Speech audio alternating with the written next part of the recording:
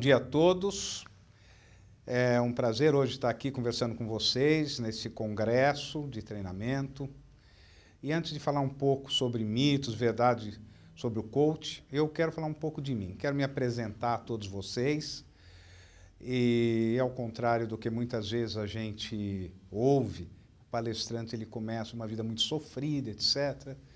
E não foi o meu caso. Eu nasci em Rio Claro, que é uma cidade aqui do interior de São Paulo. Estudei em ginásio, colégio, escola pública, com diferencial que naquela época o meu ginásio ele tinha 20 pessoas por classe, e nós trabalhávamos somente em equipe. E o colégio eu fui fazer em São Paulo e desde cedo eu procurei trabalhar. Comecei numa gráfica fazendo apostila, em seguida fui dar aula de recreação em escola da periferia de São Paulo, que era um projeto da Secretaria de Promoção Social. Fui vender ações, antigamente tinha aqueles fundos 157. Enfim, foi uma vida assim que eu sempre trabalhei, sempre procurei diversificar.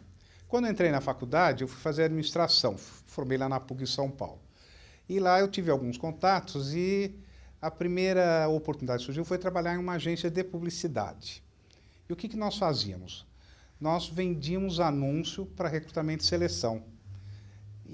Era um trabalho junto antigamente era departamento de recursos, não era recursos humanos, era relações industriais. Teve o departamento pessoal, depois teve relações industriais. E ali nós começamos a ver. Em 6 meses, nós tivemos uma proposta de nos tornar autônomos. Eu resolvi virar autônomo, então na época a gente era agenciador de publicidade. Fiquei praticamente 3 anos e aí com mais alguns amigos montamos a primeira agência de publicidade. Foi meu primeiro negócio, que foi até 81. Dentro dessa agência, nós tínhamos um cliente, e esse cliente ele ficou com dificuldade de não nos pagar e nos deu o negócio dele. O que nós recebemos de herança? Uma pastelaria, uma loja de moda surf, uma loja de chocolate de Gramado e um rink de patinação. E nós tocamos. Então, nós tocávamos à tarde e durante o dia a agência de publicidade e à noite nós vamos tocar o ringue de patinação, que na época era moda. Nós contratamos locutores da rádio, era Rádio Cidade na época, trouxemos bailarina do Chacrinha para patinar, enfim, fizemos um auê. Ficamos um tempo, depois resolvemos sair desse negócio, que não era nosso ponto forte. Nós sabíamos sim trocar a publicidade, mas esse não era um ponto forte. Quando foi 81, eu vendi a agência para um cliente, que criou-se uma house agent, voltei para Rio Claro, trabalhei em 2 anos no negócio na família, e aí surgiu a oportunidade de comprar uma metalúrgica. A metalúrgica inicialmente tinha 20 funcionários, e depois, quando eu vendi novamente, ela estava com 40 funcionários. Na frente dessa empresa, eu tive a oportunidade de viajar para feiras, estive na feira Alemanha, Itália, Portugal.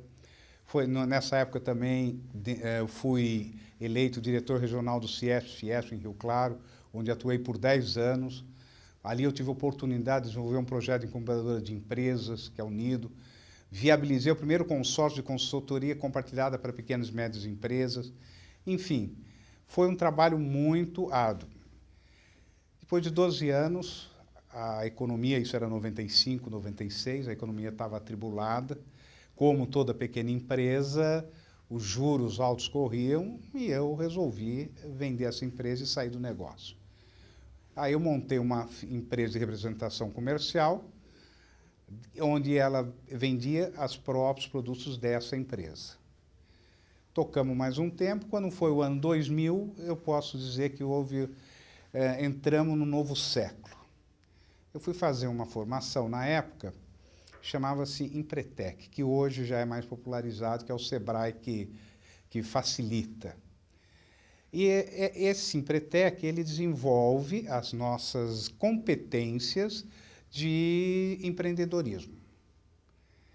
Ele foi assim um divisor de água. A partir daí eu descobri que o meu propósito realmente era ajudar as pessoas, empreendedores, empresários a serem mais felizes. E aí eu fui me qualificar e fui me preparar para essa nova missão. Seria assim Aí eu fui fazer um treinamento, na época chamava-se Leader Training.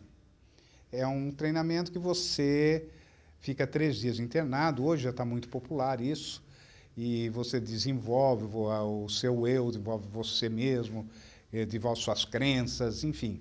É um treinamento assim, muito gratificante. Quando eu saí desse treinamento, eu olhei para esse pessoal que dava treinamento e falei, não, eu preciso saber um pouco mais do que isso. E o que era esse um pouco mais? É saber como que era a base desse treinamento. E aí eu fui buscar minha formação em programação neurolinguística. Foi a primeira formação que comecei a fazer depois do Empretec e depois do Leader Training. Fiz o Practitioner, depois eu fui fazer o Master, fui buscar algumas especializações com Robert Dilts, que é um dos papas da PNL, e nessa época, 2003, 2004, estavam começando a falar em coaching. Os Estados Unidos já existia há muito tempo. Aqui no Brasil ele tinha mais algumas empresas multinacionais que trabalhavam com isso. Aí o que eu teria que fazer? Era buscar a melhor formação. Eu não queria qualquer formação. E uma formação baseada na PNL eu já tinha. Eu já conhecia as ferramentas. Então eu fui buscar a outra formação, que foi através da psicologia positiva e do construtivismo. A partir daí eu não parei mais. Depois eu fiz mais 4 formações, inclusive a última foi baseado no neurocoach, baseado na neurociência, que é para saber como que o nosso cérebro funciona quando nós trabalhamos com as pessoas. Fui buscar um MBA, que eu terminei, um MBA em Desenvolvimento Humano de Gestores na FGV. E por que tudo isso? Por que eu fiz todas essas formações? Qual era o meu propósito? O que foi que o que eu pensava? Será que eu precisava fazer tudo isso para poder atender as pessoas? Será que não era mais fácil, como hoje, você faz um cursinho de 2 dias tal, e sai falando que é coach? E você vai gastar tanto dinheiro fazendo essas formações? Por que isso? Coach, o que é isso? Eu gosto muito de pensar sobre isso. Aliás, tem uma frase que eu gosto e que eu falo sempre nas minhas palestras, que eu acho que define muito isso. Seja o autor do seu futuro, ao invés de ser a vítima do seu passado. Essa frase é do Moreno e ele diz muita coisa sobre o que é o coach. E a partir disso, eu comecei a pensar como eu poderia ajudar melhor as pessoas. E definir o meu propósito. Qual é o meu propósito? Meu propósito era ajudar as pessoas a serem mais felizes. Legal. Bom, se o meu propósito é ajudar as pessoas a serem mais felizes, como é que eu posso fazer isso? Qual é a maneira que eu posso fazer? Então, é através do processo de coach que eu ajudo empresários, pessoas, empreendedores a alcançar suas metas mais rápidos, proporcionando assim uma felicidade plena. Então, esse é o meu propósito. Se você pensar bem, qual é o significado dessa palavra coach? A palavra é uma palavra inglesa e ela teve sua origem entre os séculos XV e XVI, numa cidade húngara, nome Cox. Essa cidade ela ficava entre Budapeste e Áustria, e Viena. Em Cox, eles faziam uma das melhores carruagens. E o grande diferencial era a suspensão. Então, as pessoas que faziam esse trajeto, era um trajeto de 70 quilômetros, eles paravam normalmente em Cox para trocar a carruagem, comprar uma nova carruagem. E o grande ponto nisso era que essas carruagens, ela saía de um ponto X para um outro ponto. Então, aí vinha o nome que deram coach.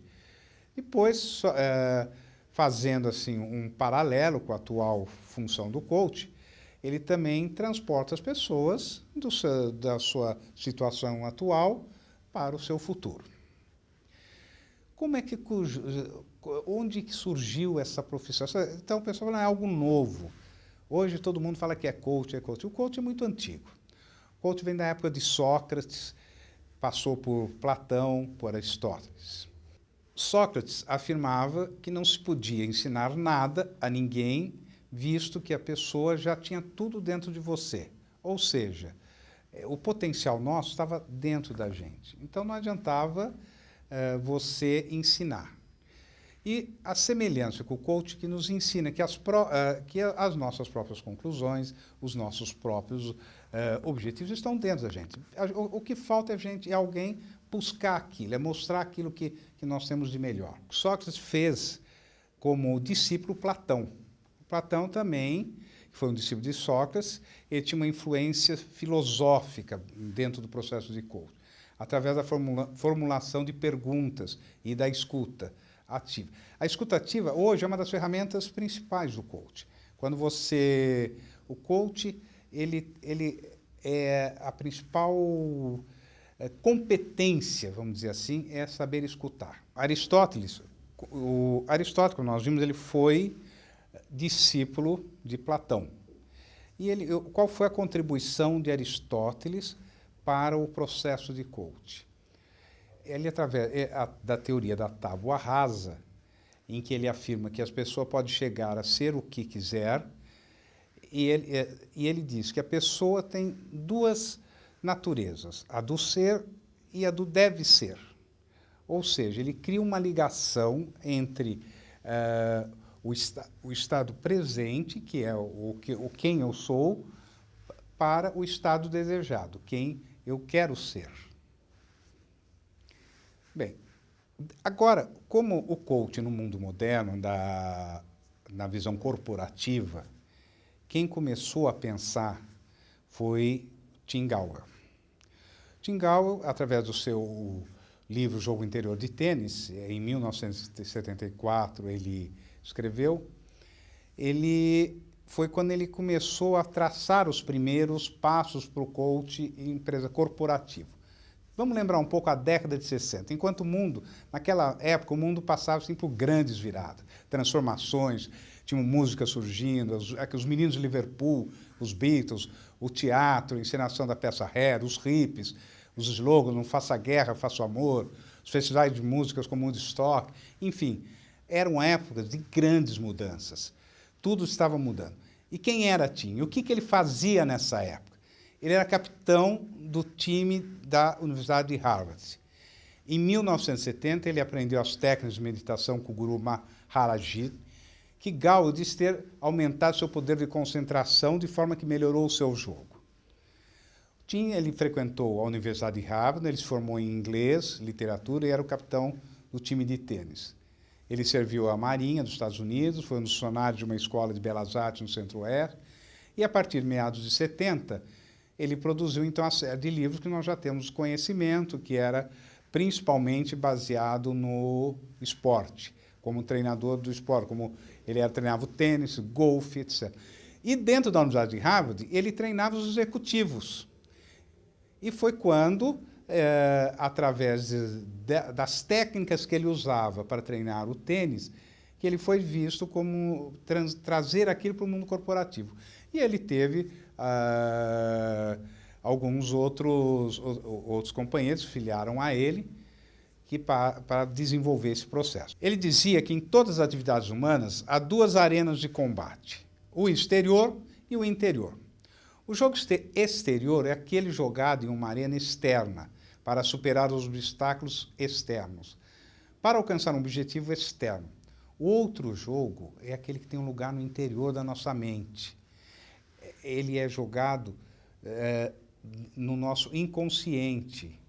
É aquele que, como o medo, a falta de concentração, o nervosismo, a ausência de confiança, de autoconfiança. Esse jogo que é jogado interiormente, para superar os obstáculos autoimpostos, que impede o indivíduo ou uma equipe de acessar o seu melhor, a sua melhor performance. Gallwell foi um dos primeiros a demonstrar um método abrangente de treinamento que pode ser aplicado a muitas situações. Ele encontrou uma audiência entre os líderes empresariais americanos, na época, que viu sua forma de trabalhar.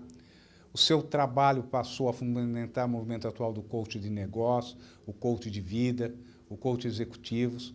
E um dos expoentes mais conhecidos no treinamento de negócio foi o Sir John Whitmore, que escreveu o livro Coach para a Performance, onde ele criou o modelo GROW, que é um processo de coaching. Então, lembrando as palavras de Tim, ele dizia o seguinte: há sempre um jogo interno que está sendo jogado na sua mente. Não importa qual jogo você está jogando no exterior.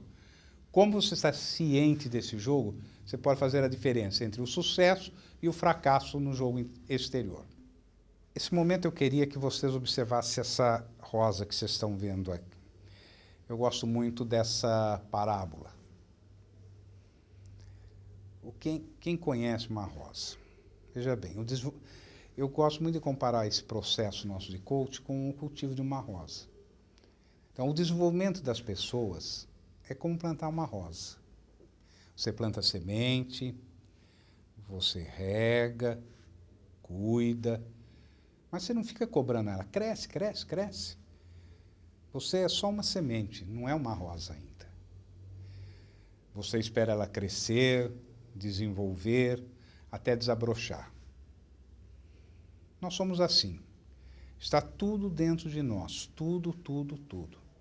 Nós sabemos tudo. Basta molhar, cultivar e esperar desabrochar. E o coach é a pessoa que vai ajudar a você a descobrir que você pode. Vocês viram eu gosto muito dessa definição que nós acabamos de falar sobre a rosa. Mas eu gostaria de dizer qual é a definição de coach, segundo a International Coach Federation. Ela mantém-se fiel à forma de coach que parte da premissa que, primeiro, o cliente é o especialista sobre a sua própria vida, pessoal e profissional. E segundo, todo cliente ele é habilidoso e completo. Baseado nesses fundamentos, a responsabilidade do coach ele consiste em quê? Em descobrir, esclarecer, ficar alinhado com o que o cliente deseja. Também, o que ele precisa saber encorajar a autodescoberta do cliente. Ele precisa trazer à tona aquelas estratégias e soluções geradas pelo cliente.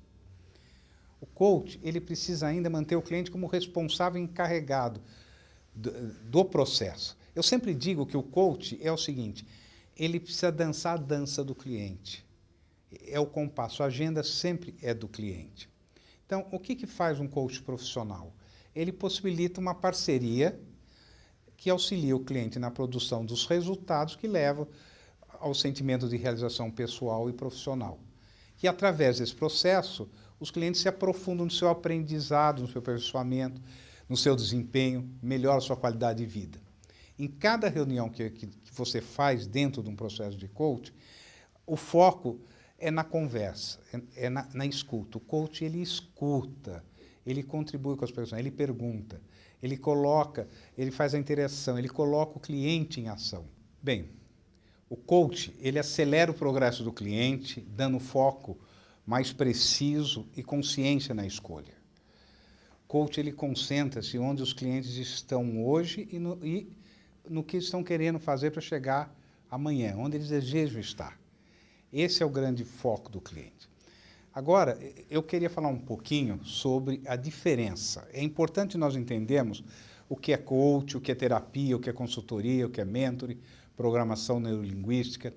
Existe muita confusão hoje nesse processo. Então, o que é o coach? O coach é uma parceria estabelecida entre coach, que é o profissional, e o coachee, que é o cliente, buscando atingir alguns objetivos, resultados, metas, sucesso, transformação, enfim. Ele busca uma mudança de vida, uma nova profissão. Enfim, o coach ele trabalha o estado atual para o estado desejado. Claro que existem técnicas, modelos, processos para você fazer esse caminho. Aí, muitas pessoas, eles se confundem com terapia. O que a terapia é? Terapia é um recurso que normalmente lida com as dificuldades da existência, sobre os aspectos psicoemocionais. Situações como crise pessoal, conflitos conjugais e familiares, transtornos psicopatológicos, distúrbios psicossomáticos, crises existenciais, enfim, são coisas que a terapia trabalha e o coaching não trabalha. Então, a grande diferença é que o coaching adota uma abordagem mais holística, ou seja, ele parte do seu estado atual para o estado desejado e ele oferece recursos adicionados para atender a orientação dos seus clientes. Já a terapia, ela trabalha, então, essas crises. O que é a consultoria? Consultoria é uma atividade, um profissional que a primeira coisa que ele tem é ele vai diagnosticar o problema. Ele é contratado, é uma pessoa que entra na sua empresa e ele é contratado para formular soluções acerca de um assunto ou especialidade, uma expertise que ele tenha.